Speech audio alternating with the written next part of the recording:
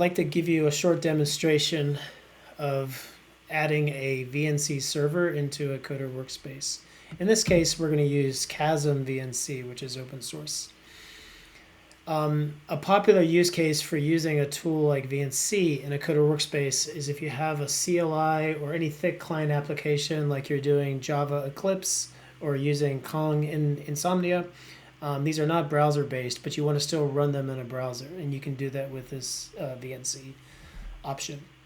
So let's start the workspace. You'll see I have a workspace that's off right now. It stopped. I'm going to start it again.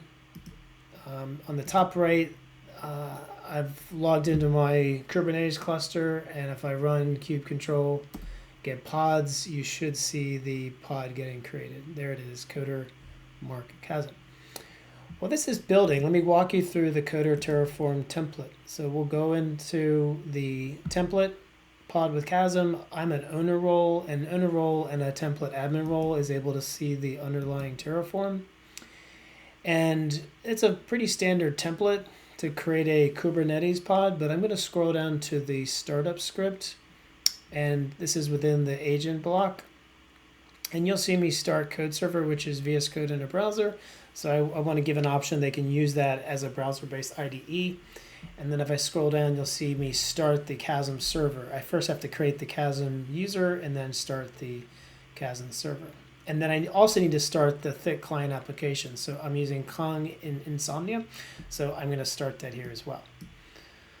So with all this done, I need to also surface the icons inside of the Coder workspace. So you'll see I created 2 blocks, 2 Coder apps, one for Kasm that's going to listen on 6909 port, and one for Code Server, which is VS Code in a browser on 13337. So if we go back to the workspace, it should be running. If I click on it, those are the 2 Coder apps, the Code Server IDE and also KasmVNC. And if I click on KasmVNC, you'll see it load up in a browser.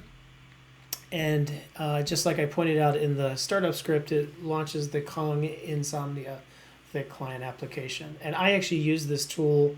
It's a great tool for working with APIs. So I'm using it to work with the Coder API. So in this case, I'm pointing to the audit log endpoint, and I can go in there and change a value within the query. So previously, I was pulling all workspaces that were deleted. I'm going to change that and show all the workspaces that have been created. So change it to create, click send. You'll see it contact the Coder server and bring back the results of all the workspaces created.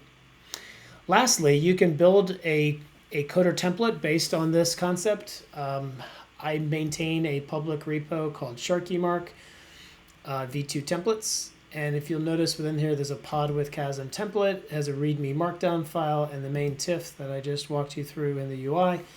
How you would add this to your Coder deployment is you would clone this repo, download the Coder CLI, log into your deployment, and then run Coder templates create, and it would push this into your deployment. Hope this helps. Thank you.